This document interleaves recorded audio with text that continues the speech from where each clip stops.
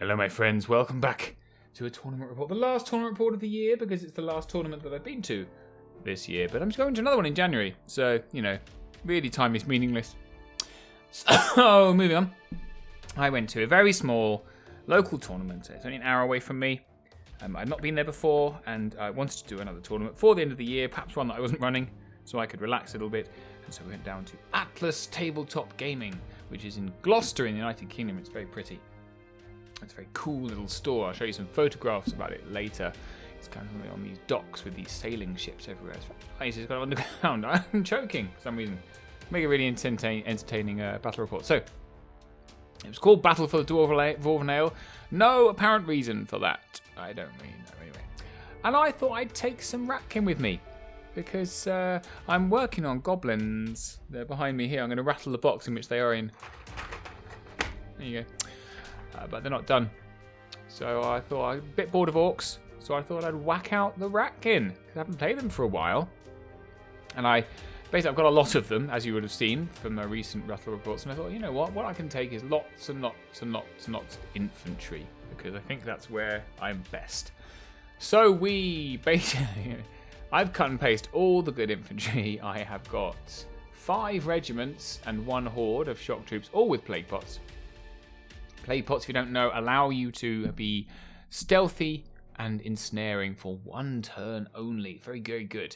They all hit on 4s, they all crush 1. Yeah, lots of attacks, but there you go. We have 1 horde of nightmares, the blessing of the gods. It's kind of I think that's an excellent unit. Elite and vicious, shooting and hitting. Crush 1. Yeah, very good. Double Vermintide regiments for some chaff. Mutant Rat Fiend, because I love them. Haven't had the chance to paint up my Mantic Mutant Rat Fiend though. My one is Mantic, but it's a Dead Zone model that I have altered, which we'll see. We have a Tangle, a War Chief with the Aura of Vicious, which really makes the army work because his Aura of Vicious affects all of this stuff. Here, we have 3 Brute Enforcers for Brutal and Rallying, because there's not a lot of hordes in this Ratkin army, so they provide the Rallying, and then double Broodmother. So very, very simple list. Lots and lots and lots of infantry. Now, do you think this is a spam list? Do you think I've entered the evil realms of spam? Let me know in the comments if you think this is outrageous. I think it's not outrageous because everything hits on 4s. It's pretty good though. Lots of overwhelming force, I guess. That's good. Lots of little pieces. So we'll see how it goes. So we hit game 1. Game 1 was versus Andy. Andy is a very good player who I have met a number of times before. In fact, oh, that's exciting. I've just put my hand on a base. Which is drying, and it's not dry. It's just come off all over my finger. This is great news. It'll help with colour for you, Hats. Know that I'm doing the rest of this battle report with a dirty finger. That's nice. Oh, I've got some blue roll here. Anyway, this is great. Great YouTube. This is. So, Andy is a nice man. We have played We have played 3 times in total. He is 2-1 up, including 1 in Universal Battle. He has a tendency to take filth. He is known for taking filth. He is also known for very silly display boards. And when I say silly, I mean beautiful, but ludicrously large. It's his I don't know, catchphrase? Whatever catchphrase is, but like trademark. That's the word I'm searching for. High quality word recollection there. And he did not disappoint with this filth. So he, basically, because I was going to take Elves to this tournament, by the way. A very similar list. And I played it once against my friend Simon, and I tabled him. And then I played it again against his list when he adjusted his list, and he tabled me. And I was like, well, I don't want to take it anymore, because the army is ugly, and it's not even very good, I thought. So Andy's bought it, but with more Dracons than mine, because I don't have that many Dracons. So he has 2 regiments of Gladestalkers, which I think is the correct amount of Gladestalkers. A troop of Hunters of the Wild with the Orb of Towering Presence. That gives them unit strength 2. Double Stormwind Cavalry. 1 with Boots of Striding and the upgrade to make them nimble. And 15-17 is the Quicksilver Lancers upgrade. And then 1 with Brew of Strength. My list had Silver Breeze. Horde of Dracon Riders with Wine of Elven Kind. I think mine had the Striding Boots. I'm going to stop telling you what my list was because it's when I haven't bought it. A bit pointless, isn't it, really? So Nimble Dracon Rider Hordes. A King with his Shard Blade to hit on 2s and Scythe of the Harvester to give him Rampage D3. an Elven Archmage with Scrying Gem, Banechant 2, and Veil of Shadows. Not much use against me, but there you go. I have got some shooting, to be fair. He didn't use it, so whatever. Elven Prince with a lute and a horse. Argus Rodnar, who's an auto-take. And then the Swirling Tempest Formation, which gives you 2 regiments of Drakon Riders and a Lord on Drakon. He's given one of the regiments Mead of Madness for charge 21. And he's given Brew of Haste to Kalar Drakenkin. So he's got a 22-inch charge. But you can forget about that, because Andy forgot about it for our entire game. So, 13 units isn't bad for Elves, I think, at 2,300. How many units have I got? 17. There you go. I've got 31 unit strength, he's got 22. So I heavily outweigh him, but his units are much higher quality and wildly faster than my units. So let's see how that goes. This is our battlefield. So Atlas is a very small store. It's only got room really for 6 tables. I think you could fit 8 if you really pushed it. But this was the map that was down. I think it's a 40k map. No, I don't really care. It's kind of cool. So forgive all of the things all over the place, but we have these are forests, right? They are hills, but he ran out of forest bases. So these 2 with the trees on are forests. It's relevant. We'll remember it because my stuff gets stuck in this forest space constantly. This is a hill. This is a hill. Height 3. I think these are height 6, maybe. I don't know. It doesn't come up. It's not important. Let's say these are height 6 impassables. These 2 big rocks. We have a wall here, a wall here. And then we have a field here and a field here, which I also get stuck in. So everything I have hits on 5s all the time. It's great, isn't it? So yeah, pretty standard layout. And we are playing one of my least favourite scenarios, which is Raise. So Raise is I should really have made a banner. I'm going to write a banner for you like that, like a cool, isn't that incredible? Graphics. Raise is a scenario where you have 3 tokens 6 inches from the centre line on each side, which you put down. They are objectives, so they have to obey the rules for objectives. It means 12 inches away from each other. There is a single objective in the middle that you cannot remove. However, if you out-unit strength your opponents near one of your own tokens within 3 inches, so mine are these grey ones, then you can burn it, and that is 1 point to you. Progressive scoring, nice. I don't like it because it really heavily favours flying armies and fast armies. And the way you lay them out is very, very, obvious, right? So as soon as you've got one down, like I put this one down in the middle, I now can't put really one here. I can't put one here at all. That's dead space to me. I can put one over here. He's automatic. I think Andy's one is here on this side. I can't quite see on the screen that it's down here, which means I can't put one here. So that entire is now off limits to me, just with those 2 token plates. So mine have to go here. And if we happen to have a blocking terrain here, it was actually impossible to put the tokens down, so we just kind of shuffled things around. So my tokens are where you can see. Andy's tokens, there's one down there, there's one here, and there's one down there. Okay? So, we deployed thusly. So obviously, my tokens are here, so I need to be on this side. Andy's tokens are also here, so we're basically playing over here. And then we've got these 2 tokens here that you can see. So I do need to consider them. However, I have very heavily weighted the left. Andy, puzzlingly, has heavily weighted the right, which was confusing to me because he had 2 tokens here. But I guess when you consider it, he's so fast, it really doesn't matter. He can cover the battlefield in 2 turns. So I've got I've 2 regiments, and I've got a Brood Mummy and a Brute Enforcer here for rally. There is the Mutant Rat Fiend, so he's going to be able to go either way up here. I have my Horde, Regiment, and then the last regiment is down there. And then we have, this is one Vermintide, the other one's over there. We have the Tangle here, this is a Brute Enforcer, and there is a Brood Mother and a Brute Enforcer over there with the other Vermintide. So the plan here is that I am going to go forward here, and then these guys are going to, just kind of move up, and then just be indomitable, lots and lots of units. He's going to try and flank around me, and probably will succeed. So we'll see how that goes. So what he's done, this is just the Elven Prince, who's there, and the Hunters of the Wild Troop, right? And he's got his Drakon Lord here, the Galar Dragonkin chap. And that's all he's got on that side. So I was like, okay. That's Argus Rodnar. It's this very cool model. He's like floating on a thing. It's very cool.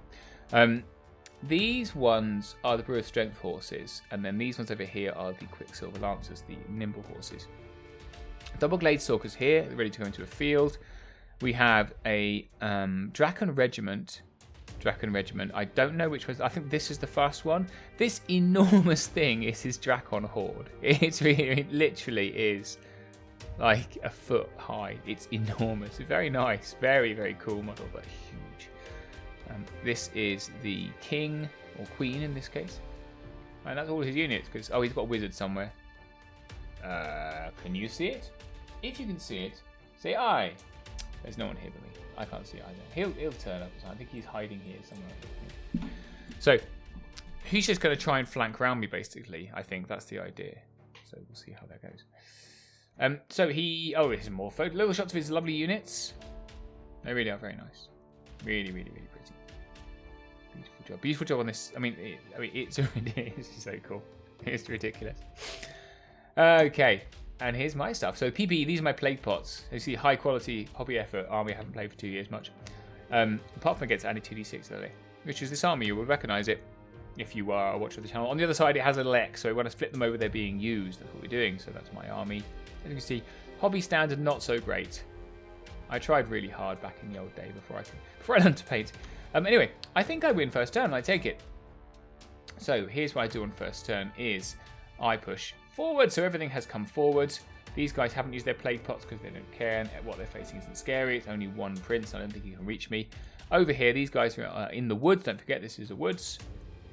And then these guys here have pushed forward. Both of them have used their plague pots, and I've done that. These guys are on a hill because I'm facing scouted glade stalkers. You can't quite see them. Did he scout them? No, he hadn't scouted them. He just scouted them forward a bit so he could shoot me next turn. So I put plague pots on it in case, because double glade stalker shots could probably take off one of these regiments. They are both double rallied, so they're both 15-17, but all the same. Glade stalkers, when they hit, they really hit, especially against defense 4. And I went really, really hard forward over here. So the plan here is I'm going to try and get around to this token while defending. He has to take me on. I've kept my nightmares just out of charge range, just out of 20, because they want to shoot. But I've really pushed forward and put the Vermintide right in front of my regiment, ready to go. That was pretty much my turn. I think I tried to mind fog one of the Glade Stalkers and it didn't work. So that was it. Okay, so then for Andy's turn. I have made an error here, by the way. I wonder if you can see what the error is. Maybe it's just my inexperience against playing flying. But these guys here are... This is a Drakon Regiment and Drakon Horde behind it. The Drakon Regiment can just go forward 20 and turn. And it's out of all of my line of sight. It's just a silly error right at the beginning. I didn't even think about it. All I would have had to have done was turn the Brute Enforcer a little bit more like that. So he had line of sight. Didn't think. Flying armies, very hard to get your head around, I think. So he takes the charge, which I'm actually delighted about. He has got his Quicksilver Lancers here on the hill to follow in, but actually, I'm relatively pleased with this. He's got both his heroes, so his king, and the Drakon Regiment into the Vermintide. That's great, as far as I can say, because they're going to die, and then I've got some lovely charges to come off. He's pulled his Drakon Lord here, as flanking, and of course he's put everything round. And then on the left, these guys are just really abandoning. There's a token down there, but I guess he kind of thinking, I can fly and get that anytime I want. Kind of what he's thinking. And that's the move that I missed. This is very scary, this line. It can kill anything I have in one. I think his shot, he did take the shots on this regiment. It's the only thing he could really shoot without cover. And only managed 3 wounds thanks to the Stealthy. Thanks, Stealthy. You're the best. And of course the Vermintide die because that's a lot of indomitable force, and he pushes his... I have not taken a picture of it, but he pushes this guy backwards. So I can't charge him, which is fair. Turn 2. So I just carry on pushing forward. So I still don't use... So, that's the thing he did. He moved his prince all the way down here out of line of sight. However, my brood mother could see him. So that's fine by me. I am now committing a lot of stuff to just these 2 very small units. So that's fair. I think it's probably a good use of his stuff. So the brood mother's gone in to attack the prince to try and lock him down. There's no withdraw. Don't forget, I forgot to mention there's no withdraw in this tournament. And I've got this regiment to come in afterwards. Haven't used plague pots. These guys will just push forward because I'm not scared of them. We've got rally going on here. No inspiring on these guys, but should be alright. And then we formed a line, so everything comes down here. He left these horses, I think deliberately, in charge range of my damaged shock troops. So I took the charge. I thought, you know what, these guys are going to die soon because he's going to carry on shooting them. So I might as well. And then really to defend against these Dracons, I had only really one choice, which was to turn my shock troops. So I'm now, they're height 4, and makes me height 5 on the hill. So by doing this, it blocks the line of sight. So at least there's nothing he can charge. He can still bugger off down here. But for this turn, at least, I'm getting so I can get within charge range of these guys. We're locked in here. Mutant Ratfiend's going to be able to come in next turn. This guy's not doing anything useful, so I'm reasonably happy with how it's going, I suppose. And over here, we take the charge. So we triple charge. We use plague pots here, you can see, on this regiment. The plan is I'm going to kill this, push them forward, turn these guys and stuff, so make sure I'm out of line of sight down here. Broodmother manages to do a wound, so that's good. It's not as if he's flying or anything, but whatever. Even better, look at that. 6 magnificent wounds on those horsemen. That's a lot on elves. They're only a 13-15, that's brilliant. And we murder them. Like this. So I run forward the Brute Enforcer because of the lines of sight. Oops, not like that. So his line of sight is roughly like this. So by doing that, I'm out of line of sight. He can still charge these guys. They are ensnaring, so it wouldn't be a great choice. But now I've got some shooting to come next turn, so that's the plan. And here is his response. So he just kind of like, right, screw you guys over here. I'm going to murder your center and then turn, which is a fair choice. So the regiment that was here comes around to face me down the route. That's a terrible place to have a Dracon regiment. You don't want one there. He takes the Nimble Horseman, rather than coming to this ensnaring unit, which wouldn't be good because then he'd get killed. He comes into this unit who no longer has ensnare. They will explode them. I missed the charge from the Dracons into my tangle. That was poor planning on my part. And I missed even more this here. So this guy was behind the thing. So the Dracon, basically I just really poorly positioned my tangle. Let's go back. I was moving the tangle forward basically. You can see I tried to get within 12, I did get within 12 inches here to Bane Chant them. So I got Bane, which is why they did 6 wounds, right? Because they were Bane Chanted and they crushed 1. But in order to do that, I needed my line of sight to be there. I need to be in the right place. I did originally have the tangle kind of here-ish, but I was fiddling around. I couldn't get it there without cheating, basically, without moving more than his 5 inches. So that's the only place I could get to. What that meant is that I didn't realise I'm within 20 here, and even worse, I'm within 20 here. Or 22, that guy actually charges, but he forgot about that, but it doesn't matter. So he took those charges on my tangle, because the tangle is such a great support piece. You want to get rid of it? You can. So that is what that base is there, and it's got Dracons in the front. Huge Dracon unit in the front, very scary. Counter charge here. Yeah, so just the hammer falls, and then he just shoots whatever's left. And he took the charge here with his little troop. He took the counter charge here. Yep, that's what happened. Why have they got a wound? Does anyone know?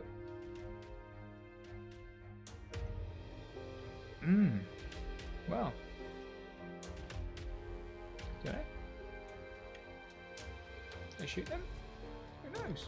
Should I wave at them? What's happened? Anyway, whatever. How did they get a wound? Pretty sure. That's a bit weird, isn't it?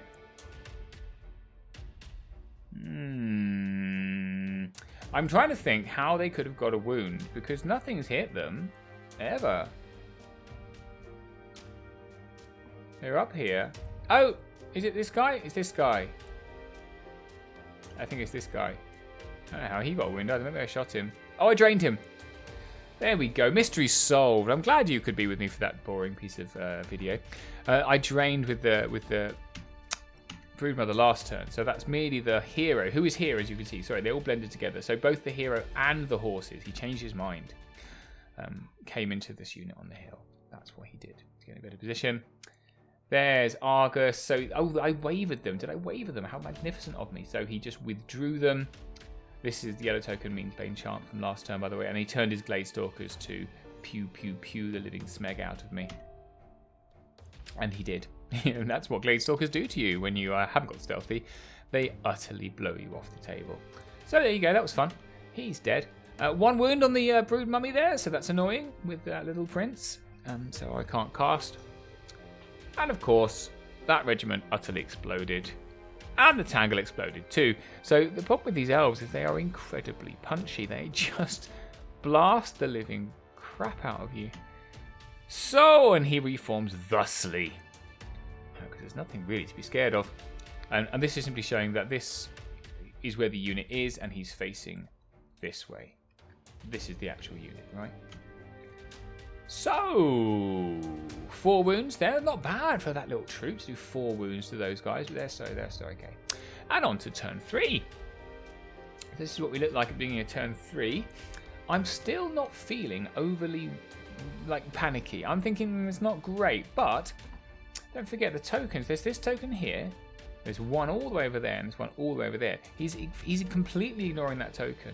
I'm going to get this one because it's uncontested. I'm going to get this one because it's uncontested. I'm probably going to get this one. So I'm pretty guaranteed 3 points out of this. And then I'm just going to be fighting over the middle.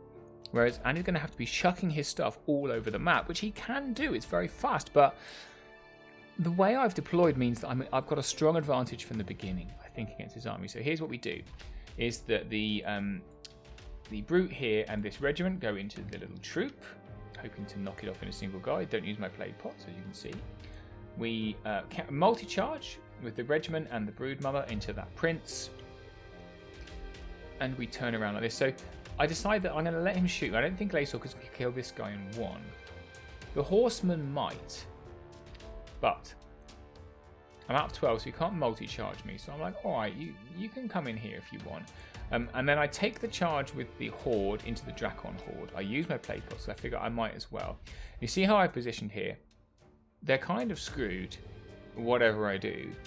But at least I can reform if I do kill the Drakons to face.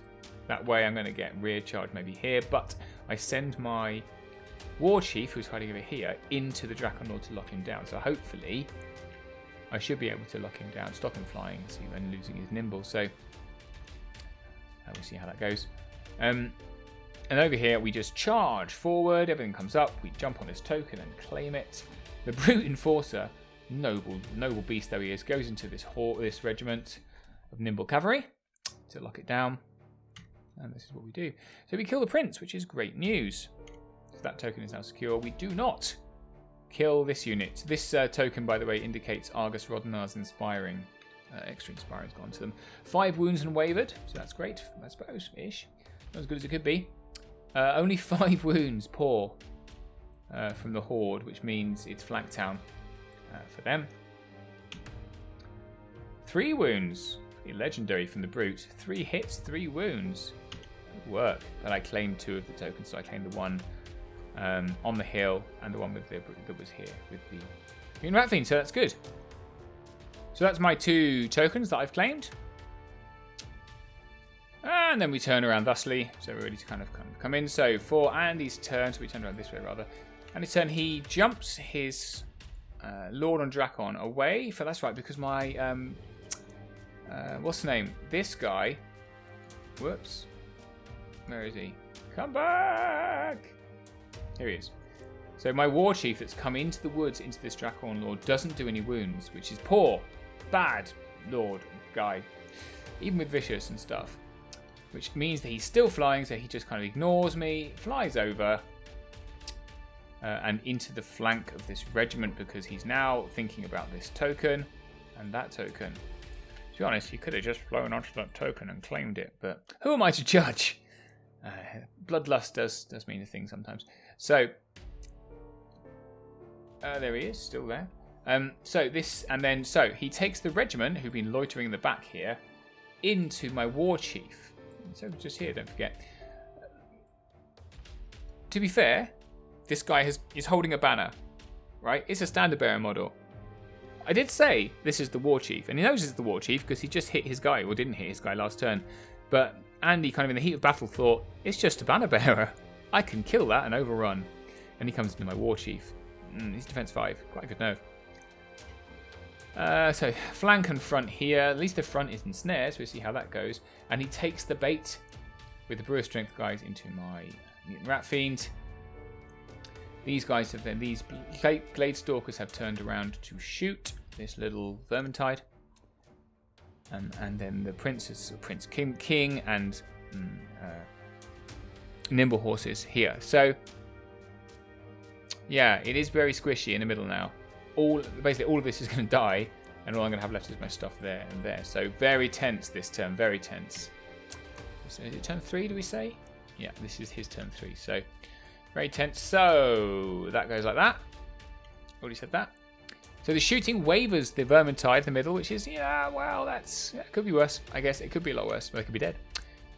That is the regiment who went into the flank of. So, you know, that is an obscene amount of damage. Gross. What were they on before? They were on 4 damage. A Drakon Lord in the flank. He's got the scythe of the harvester though, so it doubled the attacks for scythe of the harvester. So he put him from 4 to 13 wounds, which is pretty good. Pretty good. Only 6 wounds on the rat fiend though, so that's better. And pathetic 2 wounds onto the war chief. However, you notice there is no horde here because the horde is dead. As is the brute enforcer. So he did wipe out a good proportion of my troops. We're on to turn 4, so you can see here there's no horde here. I just got the vermintide wavered. Nothing left here, but I have got these guys. This regiment is gone. But him being stuck on this war chief is bad because we've got a kind of a little shield going on here. And he's had to turn his horde of Drakon Riders this way because of this incoming threat, ignoring his 2 tokens here. So he has got this guy, but this guy is going to get charged and possibly killed. So this is very dramatic, very important.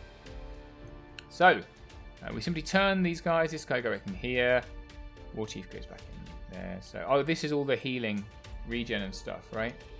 Healing and regen and so on and so forth. So we go back in there. Yep, brilliant. See how long I can hold them off for. We take those charges. So the enforcer comes in here with a bit of broodmum support, and the regiment comes into this guy. I decide still not to use my plague box. There's only 5 attacks in front. I did forget about the size of the harvester, which makes him a bit scarier. And then we come off onto these horses. So you can see here, because of the way he's reformed, I do get a charge here. I also get a charge here, so we get to double charge horses. Which I think is always fun. In fact, it's a triple charge with the Brute Enforcer. Where's the Brute Enforcer? Yeah, Brute Enforcer's here, here, here. That's gross. So it also brings me very far back into the game, because these guys are really far over here. To have them all be able to come in all at once is very gratifying. I'd have been tempted probably, I think it's because he brought this guy in here, maybe to turn him to run forward so they're out of the charge range, but I don't know if he could, whether he measured it or not. He has got Drakons to come in next, so there is that. And all these guys still, so it's not as if he's in a bad position. We do 3 wounds against that little chap, locking him down, but he's not dead. Well, these guys are in fact dead, so that's good. And I claim the token that was there with the Brute Enforcer, so that's good. I've got all 3 now. Up to 9 with those cavalry, but they don't die, which is frankly irritating. And we do 2 wounds on those Drakons with the War Chief, who is a legend, basically. And we kill the cavalry, which is what you'd expect from a triple charge with some of them off the hill. But it was still nice to do, especially when you've got Elite and Vicious on those Nightmares. They are jolly good in combat. And so on his turn, the Drakons are here, ready to pounce in, but I've not left him many good options. Wherever they go, they're going to get charged by everything else. I've tried to do that with my positioning. So instead of that, he realizes the scenario and kind of legs it. So they jump off over here. They've already got 5 wounds from the horde that attacked them. He wants to come and get this token next turn.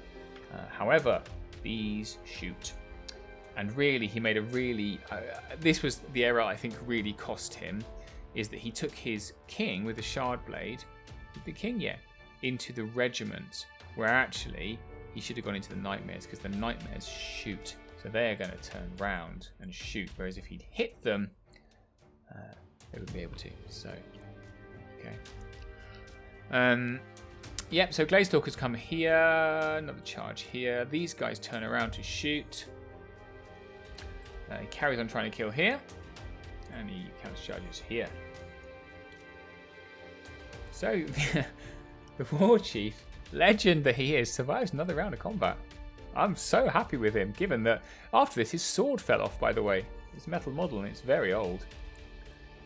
He does kill the Vermintide, unsurprisingly, and he turns that away because he wants to kill everything over there. I'd have been tempted again to face this away because there's that token, achingly close. 2 wounds from this shooting onto my brute. He's fine. 4 wounds. Well, that's just legendary. He's on 2s, I guess. So there's that. Here.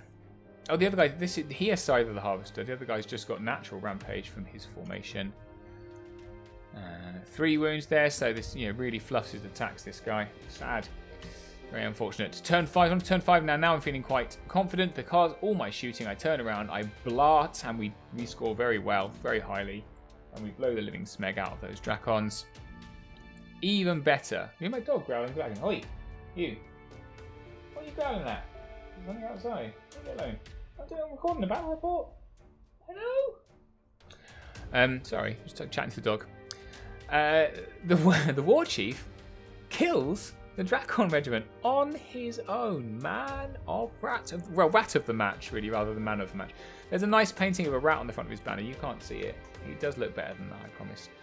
And then we all come in here. So he's up to 9 wounds. I can't remember if he's wavered or not, but he's certainly not happy. There's been enough drain life. These guys are back down to 1. Very, very, very, very good. Very, very happy with how this has turned out now. So this is how the battlefield looks. So Andy, having lost his cavalry here to the Mutant Rat Fiend as well, he's only got his Glazestalkers left. And so the Glazestalkers go into the Brute in the middle.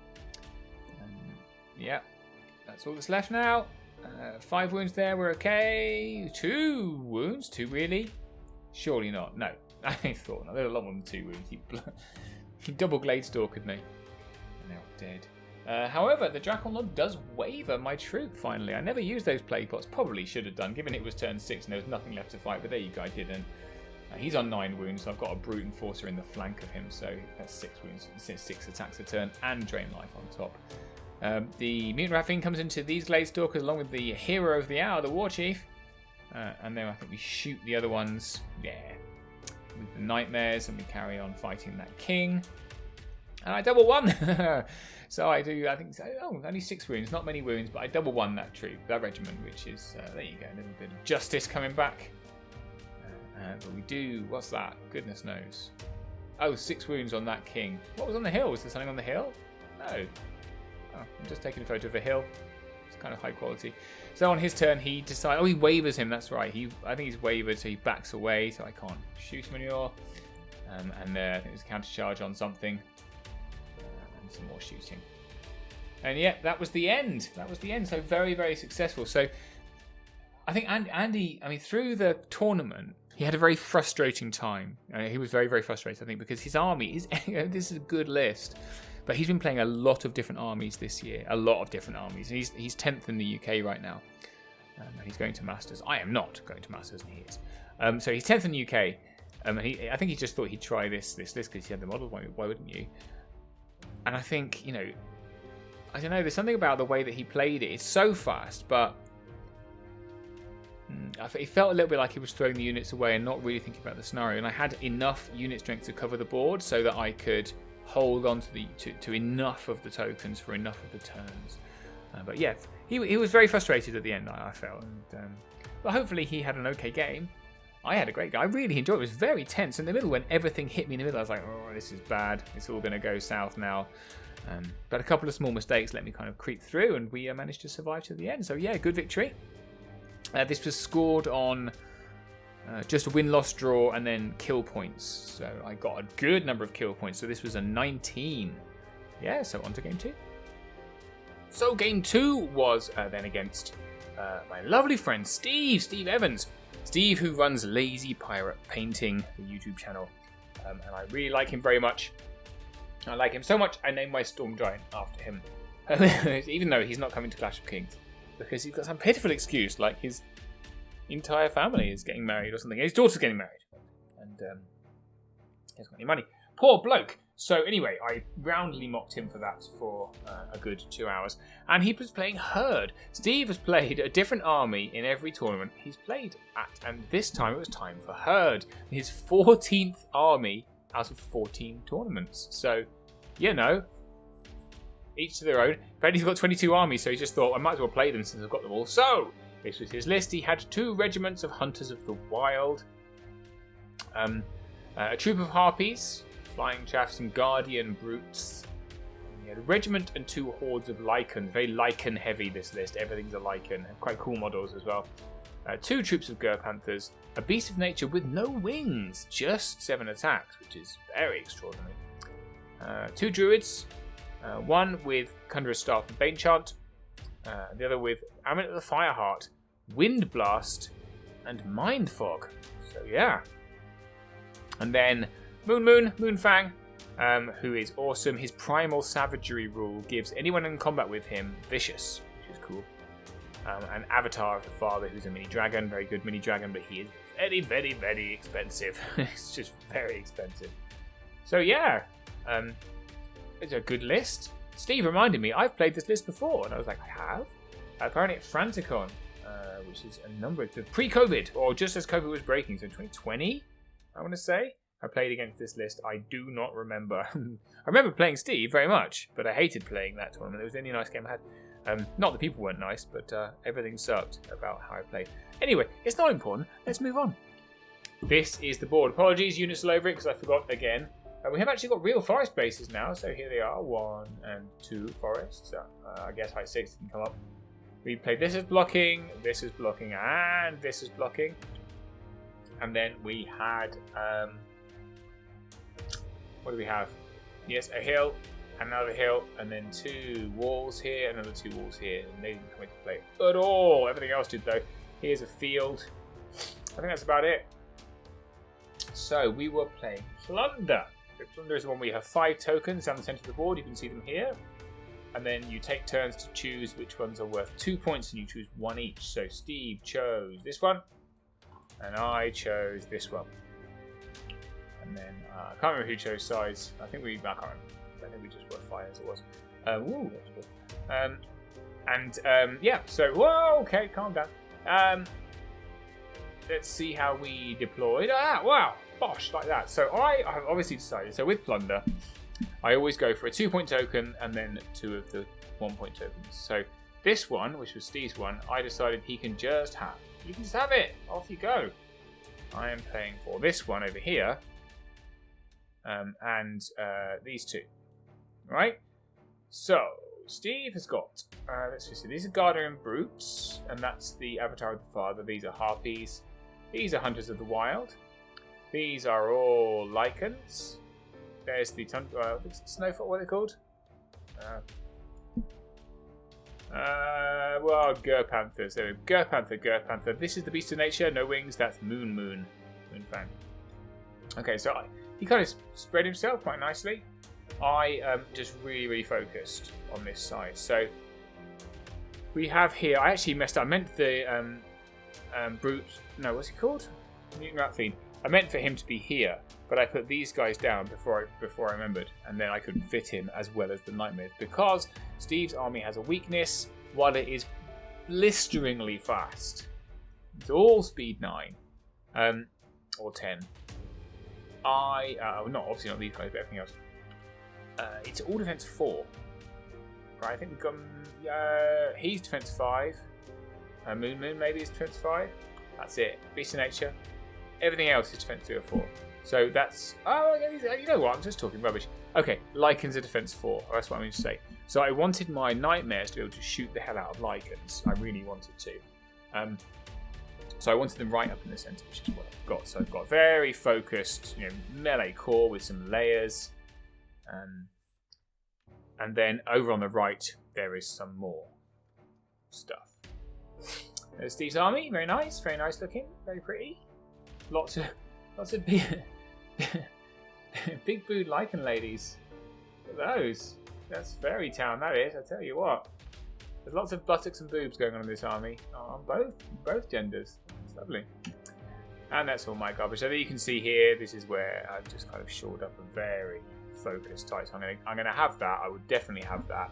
And then basically the whole game is fighting over this token. Let's see how we do. Unfortunately, I lose turn 1, so that's his scouting move. Hunter the Wild move forward. I lose turn 1 to him, which against this speed and with plunder is horrifically poor. So he zooms forward. The scavengers go this way, seeing no challenge. They're just going to pick up that 2-point token and have it. These hunters pick up that one. These lichens pick up that one. And these lichens pick up that one. So straight off the bat, turn 1, I am a number of tokens down. 1, 2, 3, 5 points down. 5 to 0. Straight away. These are the druids, by the way. It's Alf. It's absolutely brilliant. So, that's not good, is it? He's kept this lichen back, but they can't see over the hill. I'd have been tempted to put their nose on the hill so they could see. A little bit more threatening, but he decided not to. It's okay. Maybe it's the shooting threat. Who knows? But he's shielded with the Tundra Wolves here, picked up with the regiment, and he's got everything else ready to pick up. These guys ready to come. So, yeah, seems sensible. Really, the bad news is the token I want to fight here, which is this one, has already gone. So that's not good. So in my turn, I decided I can't be hanging around, I just need to go for it. So I used the Mutant Rat Fiend as chaff. He's going to go and just engage. I need that token to win. I'm going to go get it. So we've got some support here, although everyone's in terrain apart from these guys. We took the flank here onto the Tundra Wolves, knowing full well that I've got all this killing power stuff. But I use my plague pots because when they hopefully die, I should be able to reform like yay, everyone will be in my front. Alright, and I've got my shooting behind here. The shooting is going to shoot through this gap onto these lichens with cover. Let's see how that goes. And we move, so we, in our turn, shot up this Vermintide out of everyone's line of sight, like yay. So I've got that token. 2 points to me, hurrah! Keep everything else there. So, we obviously murdered them, which is good, and reformed like yay. So everyone's in my front. These guys can't see me. All good. Even if they could see me, we're not playing with draws, so they couldn't do anything about it. 7 wounds from the Mutant Rat Fiend, absolutely killing it. What a legend! 7 wounds, he never rolls that well. Anyway, turn 2. So turn 2, he sends the other Tundra Wolves into the Horde. Off you go. He backs these guys up a little bit, as much as he can. These guys grab the token and sit on it for the rest of the game. And everything else comes forward. These are pretty terrifying, I tell you what, Guardian Brutes. But he does take the flank, the offered flank. So you see all the heals cut in. That 7 wounds is back down to 3. Regen as well, which is not fun. Flank there, so he's going to die. In fact, regen was down to 3, heal down to 1. And they do indeed kill my Mutant Rat Fiend, which is fun. 1 wound onto that horde. There you go, happens. So then I decide that I am not going to hang around. Don't forget, I really need this token, which they dropped, by the way. So he dropped when they countercharged, and then he backed up. But he backed up too far. He backed up a full 3. Not into the woods of interest. They're out of the woods, but he backed out of the token that he just dropped. So it's open. It's open there. It's still there. I can still have it. And I decided, right now, I can't be hanging around here. So the guys that were here came into the Guardian Brutes to hold them up. Okay, and I've used my plague pots, so they're ensnaring, so they're now hitting on 5. That's good news, and they can't be seen by these guys. Positioning. If you're going to position in this kind of curve, I think it's a really good idea to position so that you can see if somebody attacks the one here or here, so that you can come and help. There is still this dragon as well. I'd have been tempted last turn to fly it down this way. And then we take the brute, and these shock troops are hindered, unfortunately. So it's going to hit on 5s as well into these guys, so we use their play pots as well, because once he starts attacking me, it's going to be painful. Quickly, I brought my nightmares over here because they wanted to shoot, and they are shooting at these guys who are not in cover, as I mentioned. as is the tangle. So I've got 12 inches here, 12 inches here. We've got both noses pointing out, the leader point's pointing out of the terrain. So we've got unhindered shots, a lot of them on defense 4. Let's see just how good shooting is against defense 4. Drain life supporting this combat here. And over here, so to get across the board quickly, really, to get something, I need this token too. That's supposed to be my token. I dropped the token from the Vermintide. The Brute Enforcer picked it up here. And they came to flank these werewolves. These guys are coming up to support, and then these guys have come onto the flank of these guys to turn so that we're facing this way to protect the Horde a little bit. The Horde is not touching the hill, so this Lycans, which can't see anything, I've now got a problem because they can't see anything. So. And that's how good my shooting was. I blew them off the board from 3 wounds. I think I did an obscene amount of damage. The fireball did really well. So that was very, very good rolling for me. 8 wounds. These Vermintide also kicked it out of the park. There was some shooting last turn as well. But that's right. I think I rolled, but I hit their Waver Nerve, but they've got the Staying Stones, so they're okay. Yeah. Over here, there's a couple of wounds there, I don't know, and 3 wounds here, which is poor. So, the Guardian Brute's countercharged here, and then he sent the Avatar of the Father over here into the Brute Enforcer. Yeah, I'm not sure. I mean, I can see why, but it might have been better to put it on the hill here, so you can see across the battlefield, which is my thought. Then he brought his Hunters of the Wild in here to pick up the token he wants. That's the critical token. And he had a counter charge here. The other Lycans have gone left here to sit in the wood this time. So, they've decided to abandon this flank because, as Steve has rightly noted, all he needs to have is the token over there with the harpies he's already got, the one that's on the Guardian Brutes there, and this one here. So really, picking this up is the de facto great move. He then needs to just book it over here, and he's great and uses everything else he has as chaff. Happens, and then they countercharge, the Lycans countercharge their Vermintide, and the Beast of Nature comes in as well. Overkill, but there you go, that's what it is. I can't remember. No, I don't think these guys use their blade pots. So. There was a weird move. I didn't really understand it. Last turn, so let's go back a little bit because I want to look at it again and try and see if it worked out with it. You can see here, so in turn 1, he had the token here, Moonfang behind them, right? And this was after I killed the Tundra Wolves, the flank on those. And so in this turn, in order to move these guys backwards,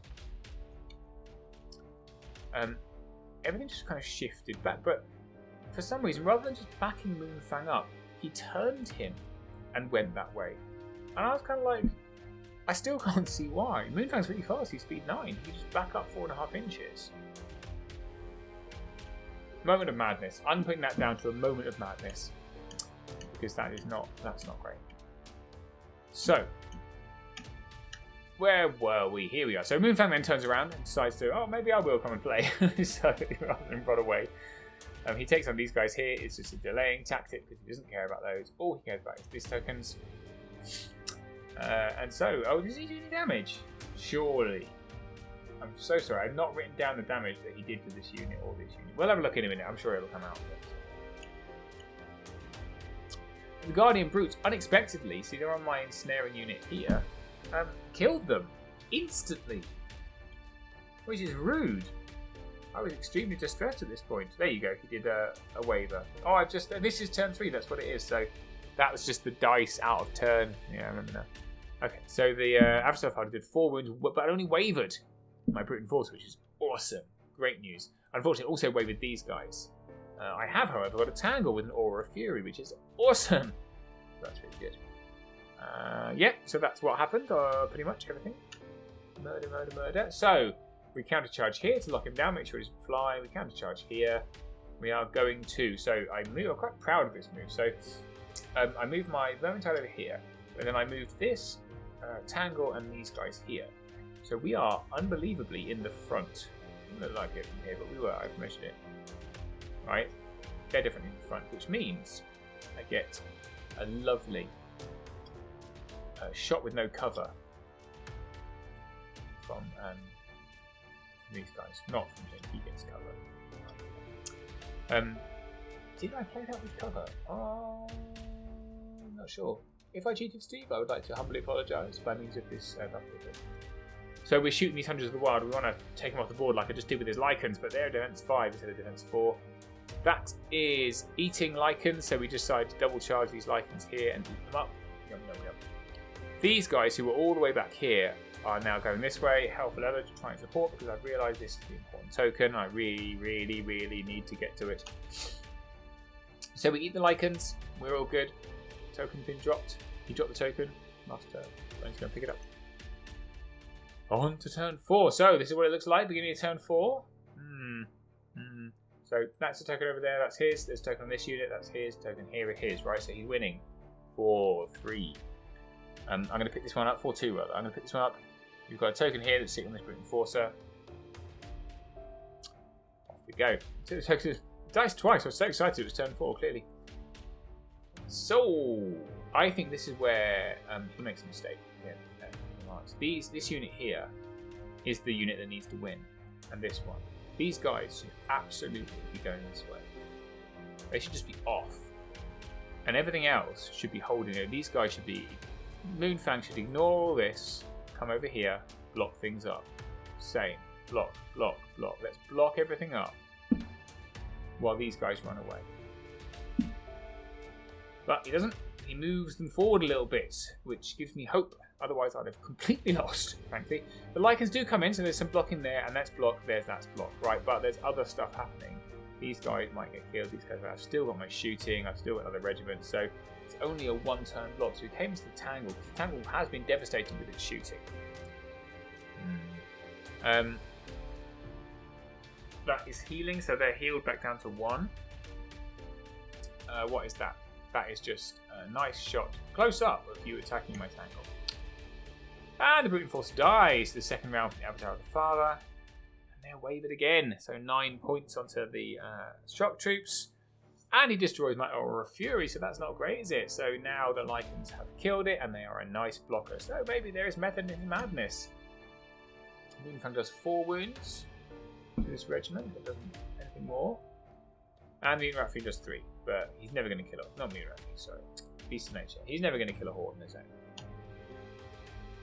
So for my turn, I got a lovely flank. We're excited about that. Let's have a look at it from here.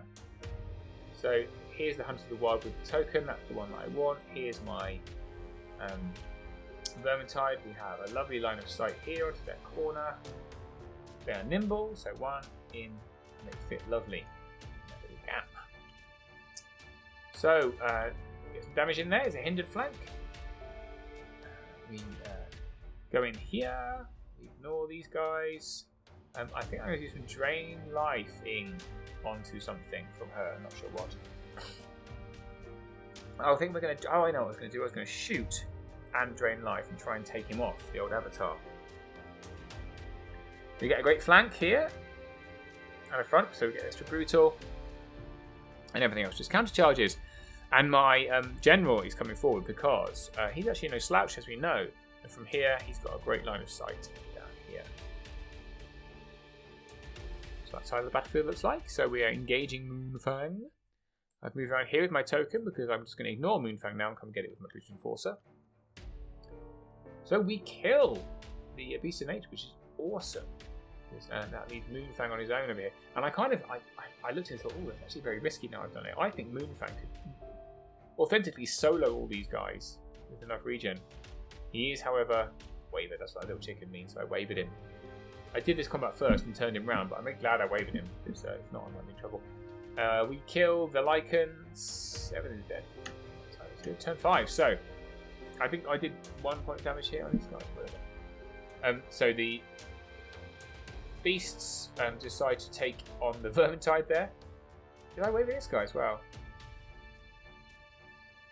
Not sure, can't see.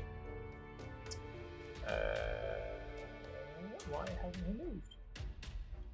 Oh, I think he did. So I didn't kill him, I didn't waver, I did some damage. I think he got to 7 or 9 or something like that, but he's okay. He decides to flank this unit here, as well as the front, and then he turns like yay, which is, this is cool because this unit is now protected. He's killed everything else. He's got both tokens. I'm looking at this in turn 5 and thinking, yeah, that's not good. That's really not good. I think he wanted to be sure of killing them so he could turn, which seems sensible now, but he's left a lot in charge range. These guys are in charge range. These guys are in charge range. These are in charge range. Not a lot he could do about it. So on my turn 5, I really went all in. So these guys came here, right? Nightmares came into the avatar, and I got a double charge. So boing into this unit here. So that's right. I also sent the War Chief in there as well, so they got vicious on them. And what's this unit doing? What's she doing? I thought she's draining something. She's draining here. Oh, no, she's draining there. She's draining that unit there. So, and then over there, we carried on. Moonfang just backed up, but I hit him again, wavered him again, and now I've got both tokens. So, this is the important fight over here. So, we killed the Hunters of the Wild. I used ensnare on this unit, so we're ensnaring. The Horde is here. And we've wavered the Avatar of the Father, which is brilliant. Even better, we've wavered this unit, these Hunters of the Wild. So we've basically just got his Guardian Brutes with a token and a token here, and I've got a turn to go. So, can he escape? So Moon is still wavered. 8 damage and a waver. 10 damage and a waver. What happened? I don't know. Did he not do anything? Guardian Brutes not do anything? I don't think the Guardian Brutes did anything. I think he looked at it and thought there's nothing for me to do. Because he didn't want to lose this token by engaging, so I think maybe he moved back, I don't know. Oh, I don't know about that. What did you do, Steve? Please tell me in the comments. I can't remember what happened in turn 6. Were they wavered as well? I don't think so. I didn't do any damage to them, did I? Anyway, everyone else was wavered, which was very, very painful for poor Steve. His face did fall a little bit. And so we went Kuflunk. We killed everything. Why has happened here? How come I've got the token? Why is there a thing here? I don't really know what's happening. Oh, I do know what's happening. Why have I got that token though? Guys, I'm so sorry. Sometimes I know things, sometimes I don't. Did they drop the token? I don't think so. Did I kill them? I don't think so. Well, there you go. I think I did some. I think he backed these up because they were wavered. I definitely came in here with that unit, and then here with that unit, and here with that unit around the druid guy. This druid guy put in front. That definitely happened. Let's see. Maybe I just killed them. Just killed them. Unit comes in here. So hindered here, not hindered here. Oh, that's right. These guys actually came this way into the flank of the Avatar of the Father to allow the Brute and Force to get into Brutal. We went in here as well. We still didn't kill Moon though, so there's that. Just wavered him again. And is that the end of the game? Yes. Oh look, that's the next game. How exciting. I put it in the wrong slideshow. Yeah, so that is the end of the game. And I managed to snatch the token from him just with one roll. Last roll of the game, I managed to knock it off. Get 1, 2, 3, 4 tokens. So very close game. Very, very fun. I don't think I killed this unit. I definitely killed that unit. Maybe I did. I don't know. Whatever. So yeah, great game. Steve's a great opponent. I hope he wasn't too dispirited because it was really right at the end. His tactics were working. A couple of key errors, I think. Not using movement perhaps. But yeah, good times. Always fun to play Steve. On to game 3 then. So I've got 2 wins. How exciting. Okay, we are into game 3. Final game of the tournament. I'm on the top table, which is very exciting. And only happens in very small tournaments. So I'm against Simon, who I have not played for. I know him because he came to my tournament that I ran with this army, and it's beautiful. And it's Riftforged Orcs, which is really weird for me because obviously I have been playing them a lot, and I've never played against them. So it's kind of cool to face them. And this was the list that he bought.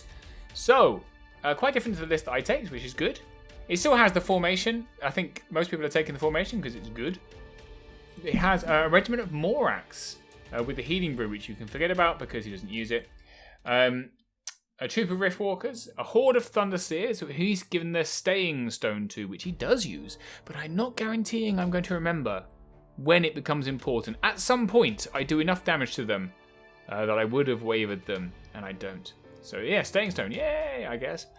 A legion of fight wagons, which is the unit I want to add to my army if I could be bothered to paint them. And I've got to tell you, I've just ordered them. Thank you, Kings of War RPG. He's got double Storm Giant, so that's very much like my friend Richard Miles, who runs double Storm Giant. He's got one with Club for Rampage. I think that's the little one. Do you know what? I can't remember. It's not important. And one with the Cleaver for Slayer. He's got Thonar, who's still good. Double Stormbringer on Hellstrike Manticore, which we all run because it's brilliant. Yes, and that's it. And the formation. So. A little more elite, only 12 units, but pretty hard hitting. And this is the battlefield we are playing on. So we have two big forests here.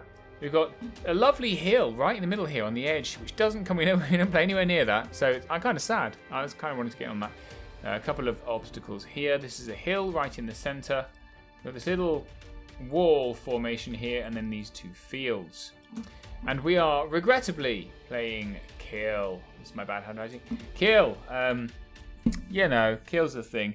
But actually, sometimes it's a fun challenge. It can be, maybe.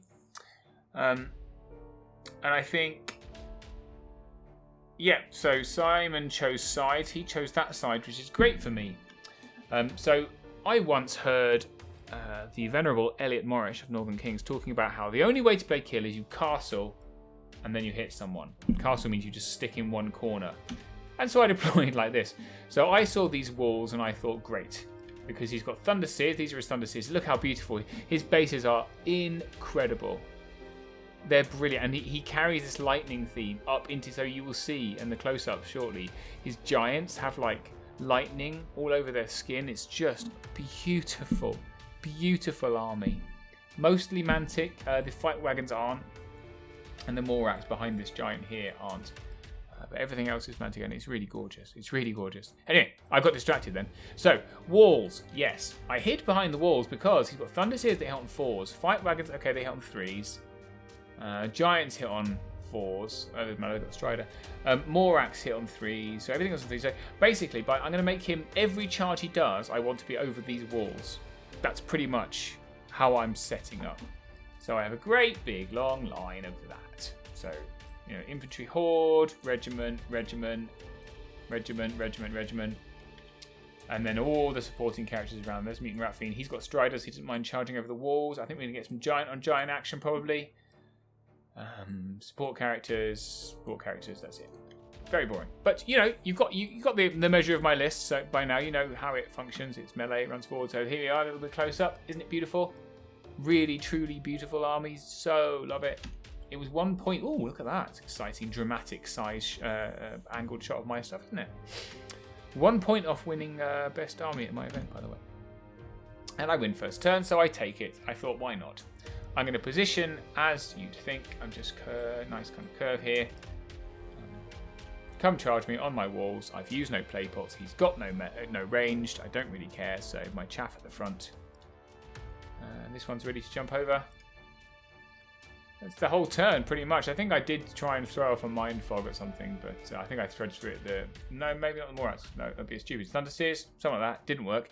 So he has responded in kind. So kind of a careful procession forward. And I will be spending most of this game throwing stuff in front of fight wagons to stop them charging, because that is the insta-kill unit. I'm defense 4, right? Crush 1 is enough. Everything else I can just about handle, unless they're in combination, right? So blocking up fight wagons is pretty much what I am at. I personally, if I was him, I'd have used these are the Riftwalkers here. I'd have used the Riftwalkers in front of the fight wagons to stop people. To stop people blocking them up as much, but there you go. Oh, and then Wind Blast. Both these guys have got Wind Blast. So, just for laughs, he Wind Blasted my horde 6 inches back. They've just moved 6, and then they retreated 6. So, thanks. That's annoying. Turn 2. So, I pushed the issue forward a little bit. So I'm like, okay, I'm going to make you charge. So I use plague pots here. So whoever charges them is either going to be ensnared or hindered or both. Okay, I push back in the woods with the horde. And then I put this Vermintide right in front of these guys. So they're just stuck there, right? The reason there's a strange character here, because he had to... it was a story... I think to rebase to get fight wagons, he had to use the base of his Thunderseers, but then he put Thunderseers back in the list and didn't have the right size base. So these guys are actually blue tacked onto this beautiful base. And this guy makes the width. So that's why it looks weird. Anyway, Vermintide right in front of them so they can't get past me. I send the Brute Enforcer into the fight wagons, just like, bye-bye. You can die. Everything else is out, so... We've got a curve here. I think maybe one of them can charge these guys. The flying, the other one of these ones, Hellstrike Manticore guys. But that would be bad because then he'd die. So it's kind of a challenge. I want to start blarting with the guns. So here we go. So yes, that's showing that off. And there's 3 points of damage from, I think, a fireball. Straight up fireball 13. That's what that is. From the Tangle. Boom. Take it. Yeah, you better. That's a pretty good start. Wow. That's Cloak of Death, babies. When you have all your melee stuff in a great big huddle like that, and you have Cloak of Death from the Storm Giant. Wow. It's a lot of... it's a lot. I've got Radiance of Life, so it's literally all going away next turn. But funny. So anyway, this giant came into the Mutant Rat Fiend. This giant just came forwards. He hid his Hellstrike Manticore here. He could have taken a giant into Tangle, but he's unlikely to kill it, and then he gets flanked, so that's not great. And he brought his Morax. I think this was a mistake, personally. He brought the Morax into my regiment here. The regiment, okay, it's got 1 damage from Cloak of Death, but that's hindered and ensnared.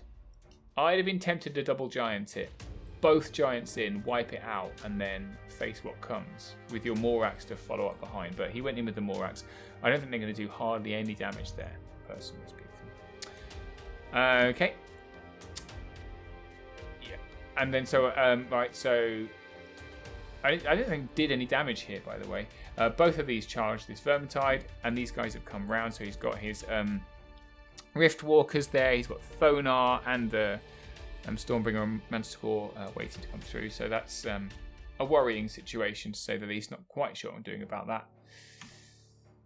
And another Wind Blast, so he just wins last them back again, which is weird. But I don't think... maybe they are at 12, but let's find out next turn. That's an exciting thing to find out, isn't it? Yes, so that's the Vermintide, obviously just smashed into tiny rat-shaped pieces. I always imagine these giant hammers just like bam, bam, bam, bam, just smash them into pieces. There you go. So 6 points of damage. He does get a waiver, which is pretty sick. But I've got the Tangle right behind there with Aura of Fury, so we're just going to charge back. And there's, wow, massive 8 points of damage onto my Mutant Rat Fiend. I think this must have been the Slayer Giant. So Slayer Giant doing well, and the Brute Enforcer gets smashed by Fire Weapons. Unsurprisingly, turn 3 already. So here's how we go. So we decide to take on this giant with the Horde on the left here. Just go for it. Might as well, you're already on 3 damage. And then we take a double charge from these 2 regiments into the Morax. One is hindered, one is a counter charge, so we'll see how that goes. We use our plague pots on this regiment to take the flank on the giant, and then we double charge. So because we weren't quite aligned, the Mutant Rat Fiend shuffled over minimally to allow this regiment to get still hindered, but there's still a lot of attacks going in there. And I had to shuffle quite a lot because I needed to move this backwards. Let's go back to show you it. Because this is a messy situation. In order to get these guys in, this needs to be back. And that needs to be out of the way. And these guys need to... oh, it was very complicated. I was thinking about trying to get the Horde into the side of the Morax. That proved impossible. Impossible. So that's why I went in on the Giant. We just did a double front charge. So when you look at it there, so basically, to get this happening, right, this Broodmum had to come this way, right, facing that way, which is stupid when I think about it now, because there's a speed 20 Stormbringer just there looking at the back, but there you go. That allowed those units to come in and come there. We turned these guys around, Tangle backed up, which allowed this guy to come in, and then we went in here for the charge. All right, we clear? Good. Let's look at what we did. Oh, and then I brought my nightmares over to shoot at stuff, because I decided I wanted to shoot stuff. So we sent another Vermintide into the fight wagons to hold them up for another turn. Obviously, these guys were all going to come in, but into my ensnaring, because I'm hoping this giant will be dead. I sent the Brute Enforcer into the Riftwalkers to hold them up, and then I brought these guys over to allow me to shoot. Yes, probably at the Stormbringer, I think, is who I was shooting at. So we do kill the giant. Hurrah! We also kill the Morax, so it's all lovely. And then he has a choice of targets. These guys are all flat, so he can choose whoever wants to charge with whoever. It's all going to be hindered or ensnared. Take your pick. Take your pick. Not bothered. We do 11 points of damage on that giant, but he's still okay. Boo! Anyway. And 2 points there from the old Brute Enforcer, who didn't get the Radiance to life, so he's the only one left with his Cloak of Death. Like, everyone else's has disappeared because of Radiance. As soon as she moved in, everyone's wound went. A lot of dice went out. A lot of dice went back in again. And nothing there, as expected. Right then. So, the game went very quick, as games of kill often do. Once you start punching, it's punchy armies, that's all you're going to do. So, oh, did I waver this giant? I might have wavered this giant, and then they've not got Fury, so he just backed up an inch. So this Stormbringer came in here. He took the Thunder Seers into this unit, hindered, so hitting on 5s. And the other regiment went to these. I, again, would have been tempted, although it's hindered, to at least try and get rid of one whole unit, right? You need to really commit, I think, with this army. You can't go in piecemeal. Well, we'll see. This base here is the Stormbringer who took that rear charge that I didn't see. So that's a great move. Very smart. I mean, it's only hit on 4s, 15 attacks on 4s and 4s. 4s and 3s with Brutal. Pretty good. I'd have done that. The Brute Enforcer is going to get squished. Thonar pops around the field into these guys. And so where he was, it was a hindered charge. Because if you look, you can kind of see it there. His shortest route of attack is going to be up here. And then shortest route, like that, crosses the field at the end. So we decided. I said, it's hindered. And Simon very kindly went along with it. 2 points of damage. However, they are now hitting on 5s, which is poo. And obviously, the fight wagons continue to chew through the units that I've been feeding them. Only 6 points of damage on those guys, which is actually quite a lot if you consider they're hindered. Might have been hindered and ensnared. What do we see? Not hindered and ensnared. Yep. Hindered and ensnared. So hitting on 5s, man. That's a lot of damage for hitting on 5s. It's pretty good. Well done. 2 points of damage on them. They're okay. 1 point. You know, these guys are just loving life. Loving life. 6 points of damage from the Thunder Seers. Again, not bad for hitting on 5s. Oh. And then he rolled out clearly very well and killed them, which is frankly rude. And there we go, 6 points of damage onto the Brood Mum. So not wildly successful, but it was okay. Wavering her, so she is sad. Turn 4, so into turn 4 now. It's all crunchy crunch time. I've run out of things to feed the fight wagons, which is bad times. So we go back into this giant to finish him off. We countercharge here. We take a double charge into Thunder Seers with the Brute Enforcer for Brutal, and we take the Mutant Rat Fiend into them. And we countercharge here. We're going to drain life. And then we multi-charge. So the Brood Mum here countercharges the... Where's he gone? I think we've taken the model somewhere else, but he is still here.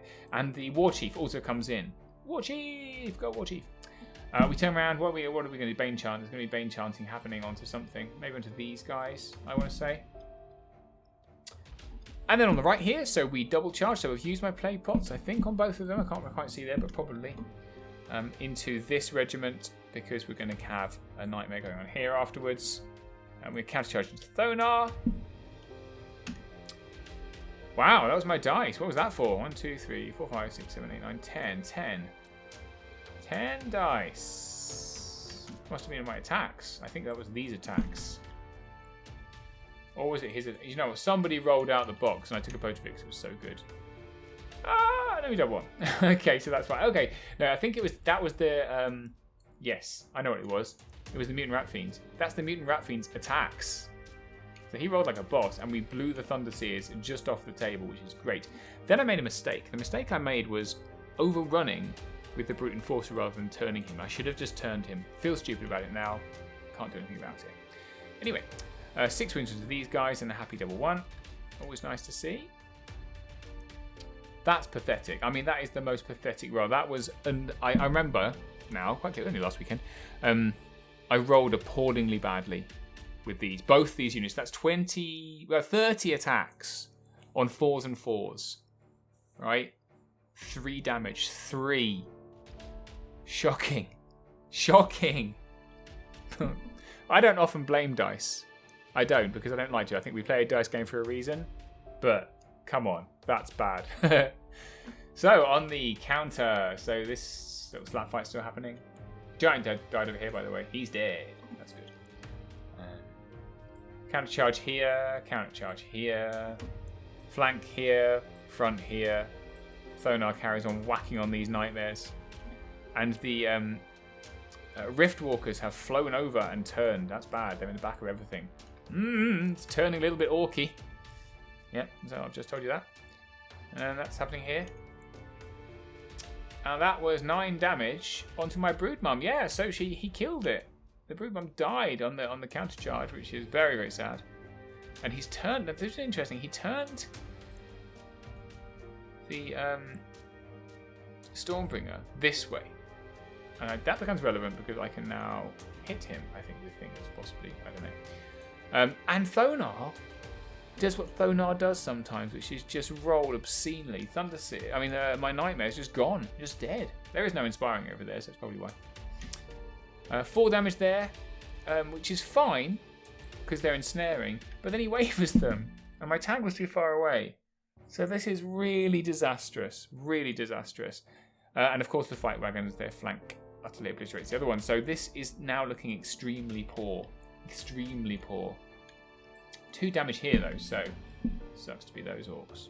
So, you know, what goes around comes around, I guess. Turn 5. So here we are on turn 2. I was so excited. I took 3 photographs of the turn 5 dice. It's very exciting, isn't it? So, what am I to do? Don't forget this is killed. It's on points difference. I need 230 points more killed. And there's at some point, Andy, my round 1 opponent, wandered over, looked at the table and went, "There's a lot of orcs left." I'm like, all right, shut up. I think actually said there's not many rats left, which is even ruder. And this is where the mistake became important, because with this Brute Enforcer. So turn 5. So we come in here, that's going to kill his Stormbringer there. Right? So I've got a lot of stuff here. This Brute Enforcer is facing this way. Whereas if he was facing this way, I could have, you know, made a situation where he came into the fight wagons to hold them off again for another turn, but I didn't. Oh, that's right. He changed his mind. He made the guy face this way. I'm not even sure why. I think it was a poor decision. Because it allowed me to flank him with a Mutant Rat Fiend, which is great. Whereas it would been in front otherwise. Anyway.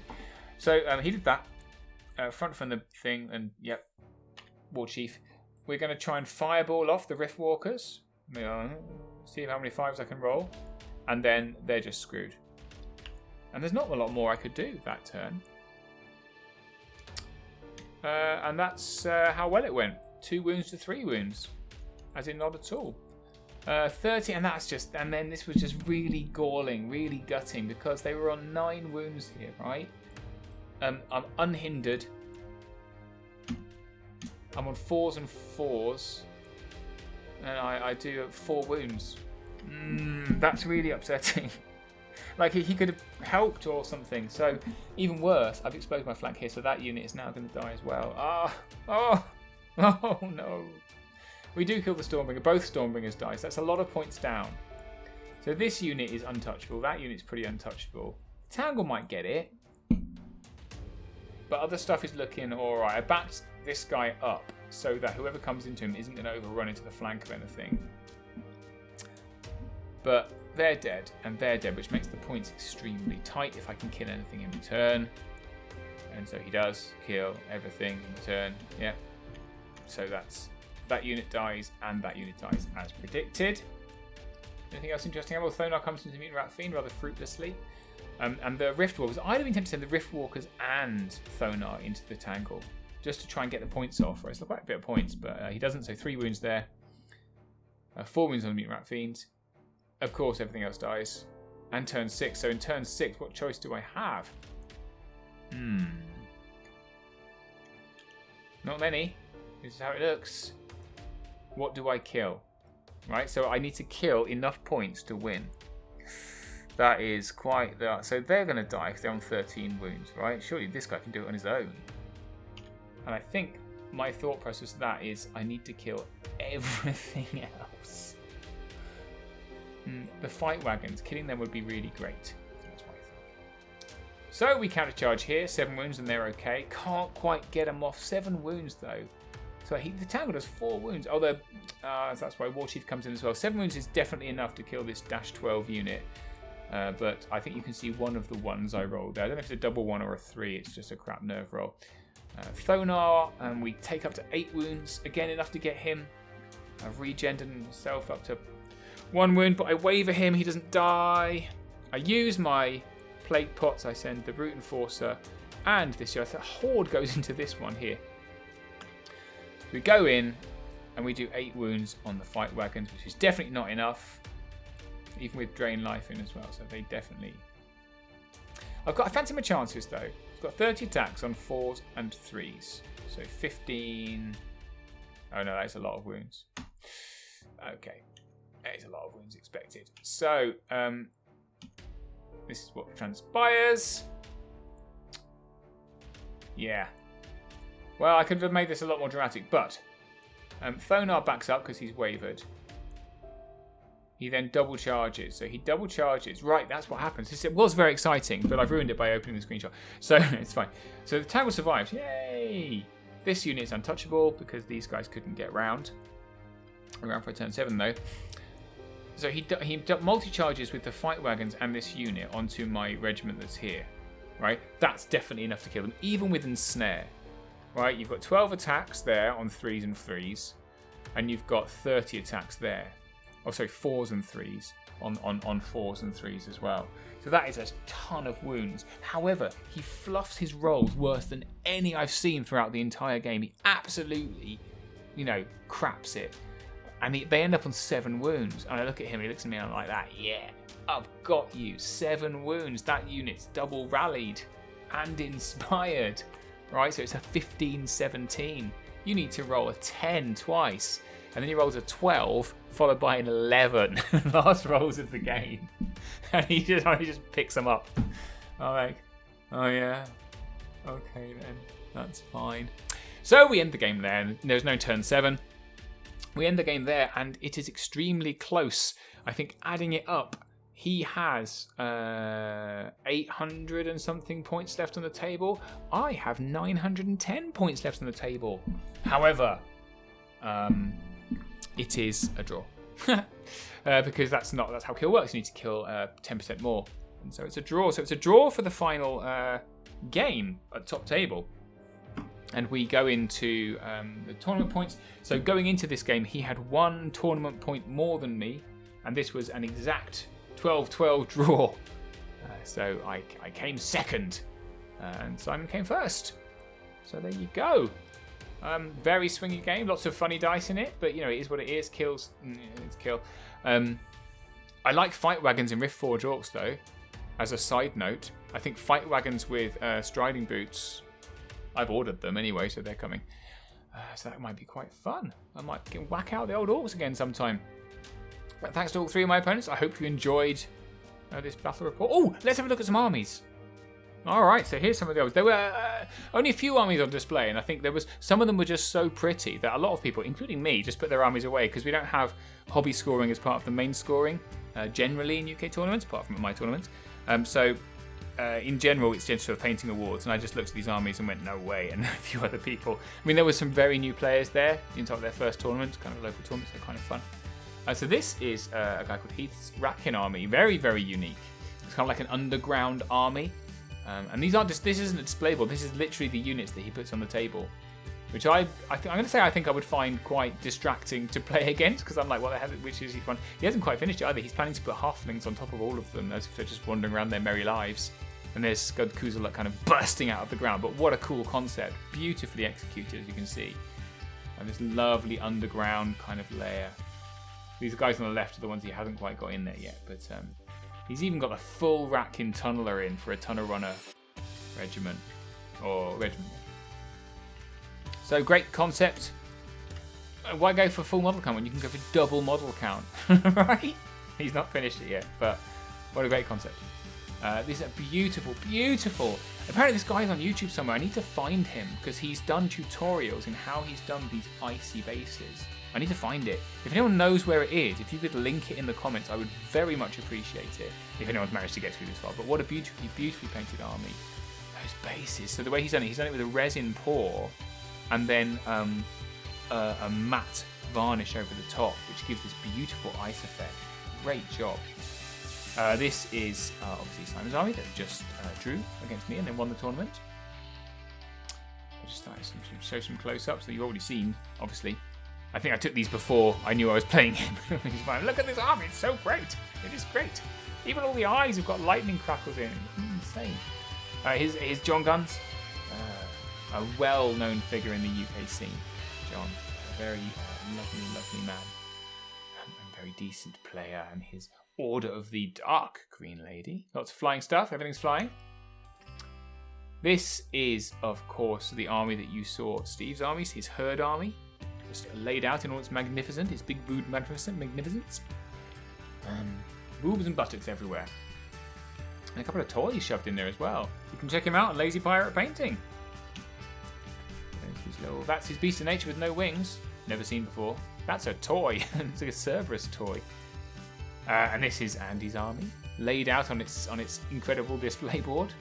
Very well known for it. Beautiful as always. Very nice indeed. Oh, and this is the dogs. So Heath's army, by the way, won the Hobby Award. Unfinished as it was, just because it was such a great concept. So this is where you literally walk out of the front door of the game shop, and there's like mast sailing ships with a Christmas tree on top. It's kind of cool, right? It's like all the arena was so cold. All the water is frozen. So yeah, that was Atlas Wargaming in Gloucester. I should be back. It's only an hour from me. Yeah, thanks. I didn't. There was a couple of armies I didn't manage to get photos of, which I was irritated by when I got some food instead. Hope you enjoyed this battle report, and we'll see you very soon for another one, probably, maybe. Where am I going next? So tournament reports wise, there'll be one in January because I'm going to Stain of Blood down in Surrey, and I'm going to try and get a video battle report in at some point with someone, probably Russell, or maybe, I don't know, maybe Simon, maybe Dan, you never know. Let me know who is your favourite person that I've done battle reports with. Would you like me to find somebody famous? I don't know anyone, but if you would like me to do a battle report with someone, let me know, and we'll try and make it happen. Alright, stop withering. Wittering? Love you, bye.